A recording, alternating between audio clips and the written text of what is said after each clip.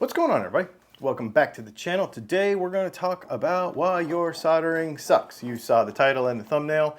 Apparently you're also going to get some bonus dog bone chewing ASMR.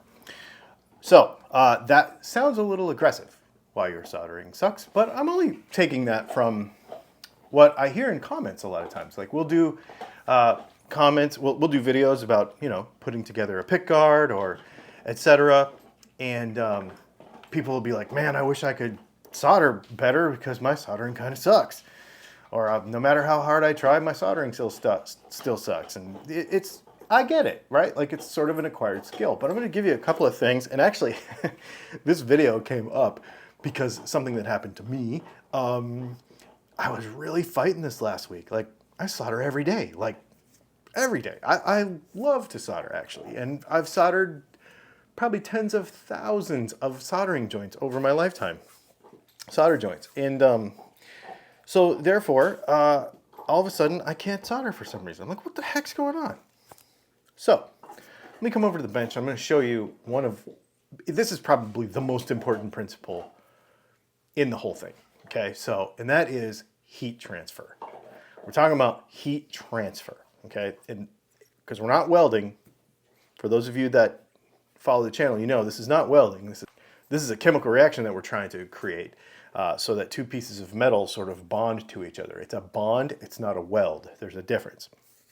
So, well, let's get over here. I'm going to show you what I'm talking about. Okay, I'm going to show you something here. We're going to take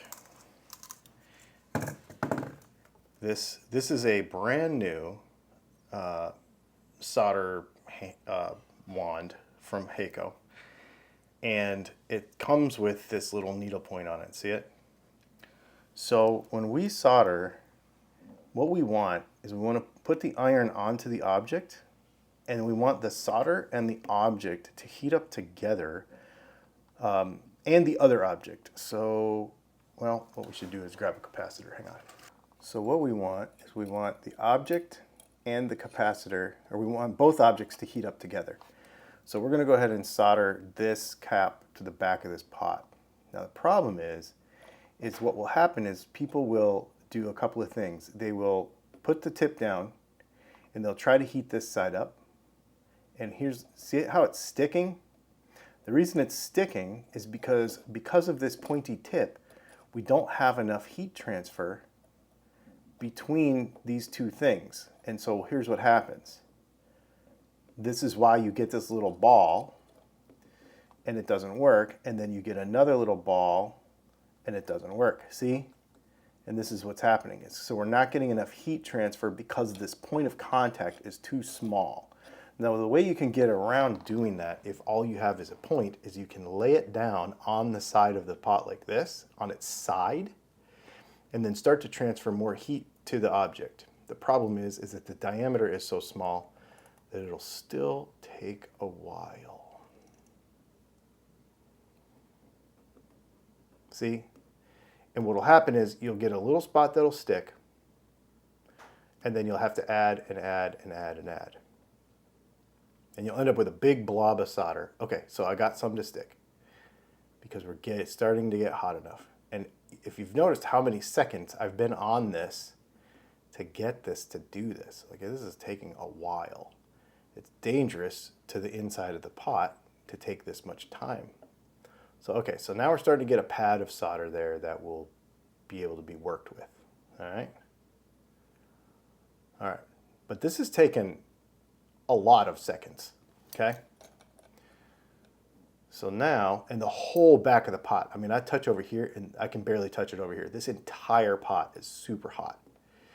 So now I'm gonna go ahead and put this on here and try to heat this up together, and now try to melt this all together. And this is the way people typically approach soldering, is trying to get both objects to come together. And it will work, we can get it, okay?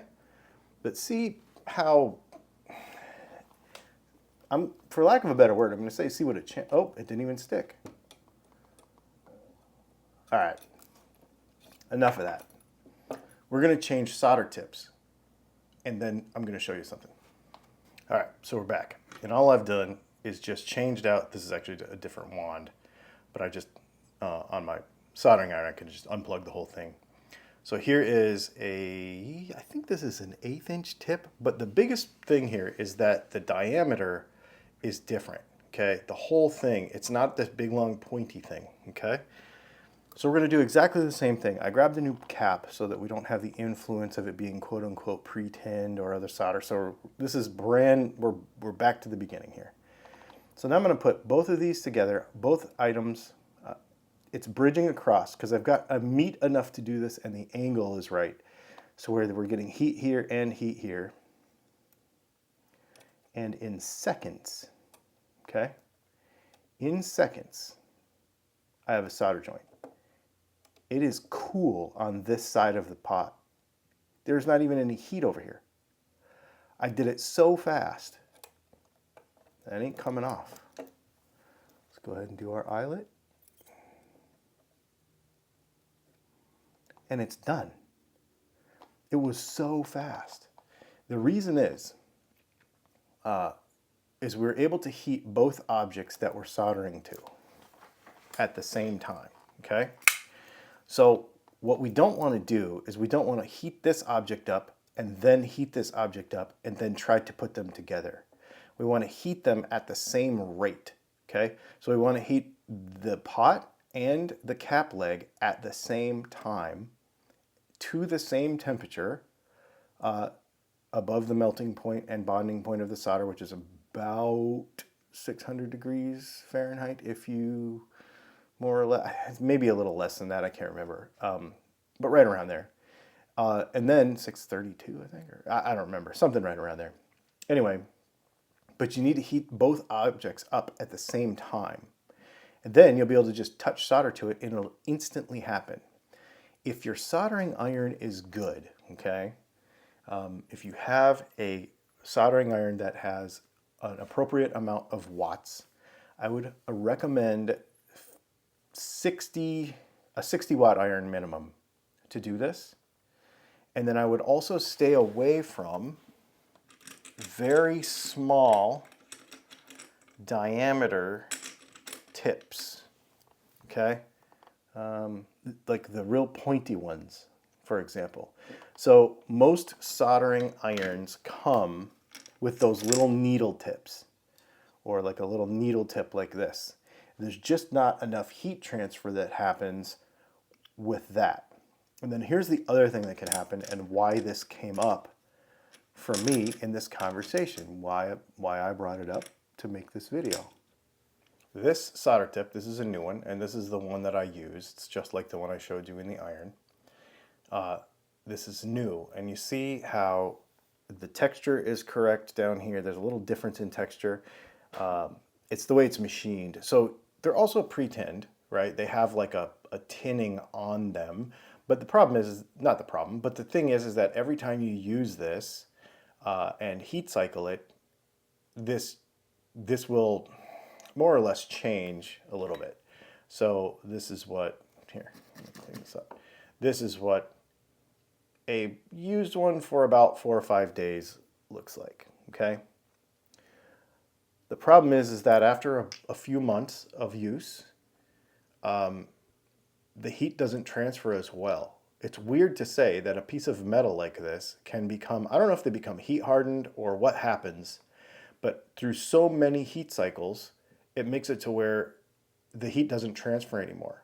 So last week, I was trying to solder exactly like what I was showing you just now, and it was doing what the other pot was doing. It was doing this thing where it would stick on the solder of the solder would stick on the leg of the pot, the cap, but it would not stick to the back of the pot. And I'm like, why is it doing it? And then what was happening is I'd lay down a pad of solder and my soldering iron would like stick to it and pop up. And I'm like, you know what? I feel like I'm not getting enough heat. So I'd come over here and I'd double check and make sure that my iron had enough heat. I made sure that my probe was like plugged in correctly, right? Like I was trying to go through all the things, and I finally realized, how long has it been since I switched out my solder tip? My solder tip has been heat cycled so many times that it just wasn't transferring heat anymore. Swapped it out, back to good, exactly what you just saw, boom, in a second. And the reason that happened, again, and I can't stress this enough, heat transfer between two objects.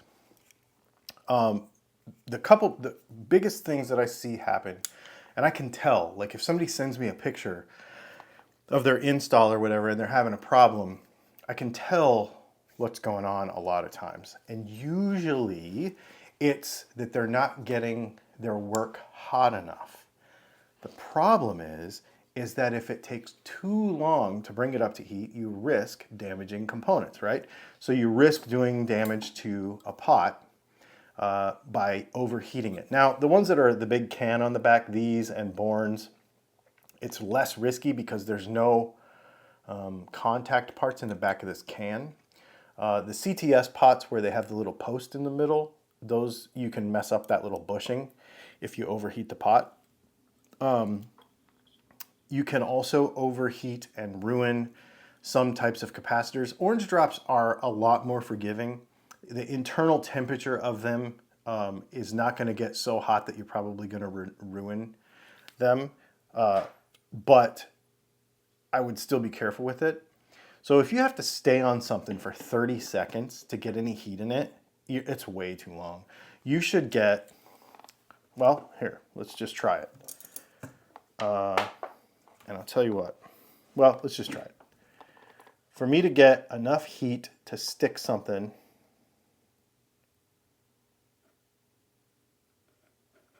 I mean, that, 3 seconds. 3 seconds. This is an 80-watt iron. And this Heiko one has like a chip in it that like, when it starts to see heat being more or less soaked, stolen out of the end of the tip, it creates more current and it brings it back up to temperature. Some of your more inexpensive ones won't do that. However, they still will work. So if, let's say, I take 2 or 3 seconds with this iron, your iron might take 4 or 5, but it's still not 30. We could stay goofing around like we were goofing around with that tiny tip. Same iron. It was actually the same iron, right? Same one, same iron, same everything. The only difference was the diameter of the tip. And all of a sudden, now we have to spend a bunch of time on it. And slowly, even though the area is not getting hot enough, the entire rest of the part is getting hot. So you're doing damage, or you're potentially doing damage, depending on what the part is, by just sitting there and slowly heating the thing up when you should have been done 30 seconds ago, right? So that's the biggest thing that I see happen is people don't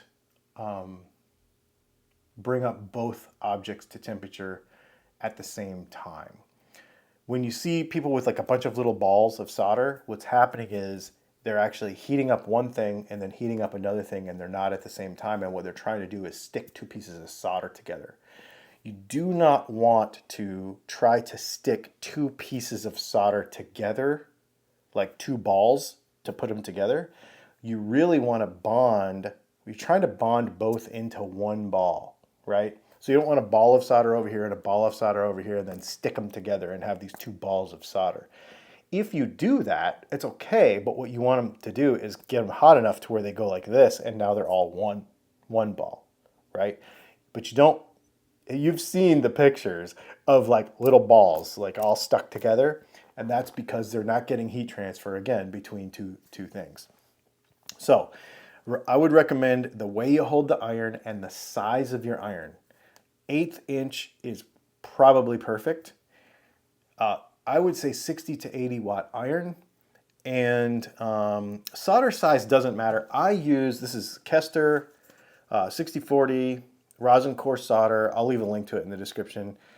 This is 31 thousandths, which is thinner than a lot of people like to use, but it keeps my work neater.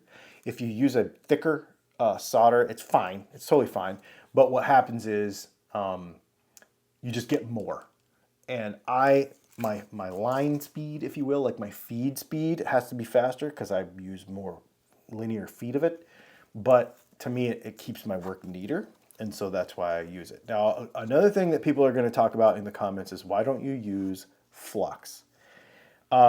Flux is just a mess waiting to happen. there is flux in rosin core solder. That's what rosin core solder is. So the purpose of flux is basically to clean out any oxidation that has happened. Any bare metal sitting here exposed to the elements will immediately start to oxidize. Remember that we're creating a chemical reaction between three surfaces: surface A, surface B, and the surface of the solder itself. That chemical reaction is happening on a very, very, very, very small microscopic level, not sand scratches level. Okay, so if you sand the back of a pot, all you're doing is you're creating more surfaces for immediate oxidation to happen. It's not really doing anything. And people will say, well, what you're doing is you're creating a bunch of little edges, so now you can have better heat transfer. Yes, you can have better local heat transfer on each little point, but what you really want is heat transfer over a larger surface so that the thing works quickly. So I don't sand anything. I don't use external flux, because if you do it in stages, it just makes a bigger mess, and you can't really do it fast enough for it to be super effective. And then you just have this bubbling mess of garbage, and I don't like that. So rosin core solder has flux in it. As it heats, it's the first thing to melt. Okay, so and that's the other thing I think people don't understand is when there's rosin in here. Okay, and so when did you see me touch that and the smoke came out? That was actually rosin melting before the solder was even melting. The rosin turns to smoke, does what it's supposed to do, turns to a liquid basically, and then a smoke, before the solder even binds. So you're literally cleaning the surface a split second before the solder binds to it, leaving no opportunity for oxidation to happen, theoretically. I mean, I don't know what the absolutes of that are, but that's the idea. The key is even heat between the three surfaces: solder, part A, and part B, right? That's the main thing. Whether that's two pieces of wire and solder, whether that's a cap and a pot and solder, whether that's a cap and an eyelet, whether that's a piece of ground wire and the back of a Telecaster control or base plate, doesn't matter. As long as you have even heat and enough heat. And I would recommend soldering at a higher temperature than lower. I solder at 800. That's probably too high for a lot of people. Most people would solder at 700, so if you feel more comfortable at 700, that's fine. But what I've found is I do everything in an instant. With a good soldering tip with a little bit of width on it, everything happens in an instant.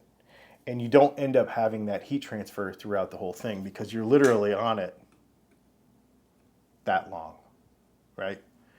So that piece gets incredibly hot for an instant, but the rest of the part doesn't.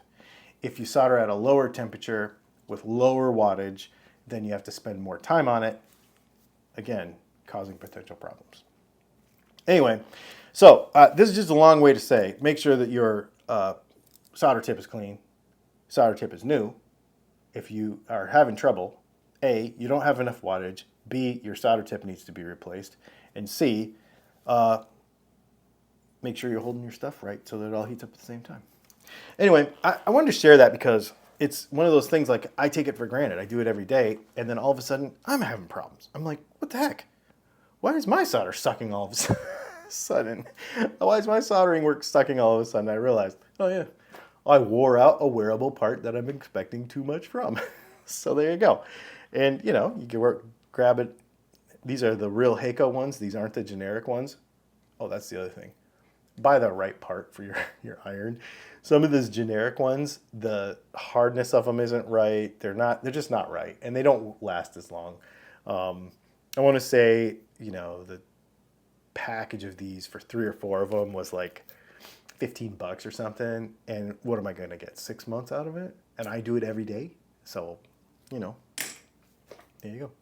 Anyway, if you have any more soldering questions, you can get down in the description. We actually have a whole class on soldering over on Teachable. I'll leave a link to it. you can go to our website and actually buy it there. It's like 25 bucks, and it'll run through a whole bunch of super specific stuff.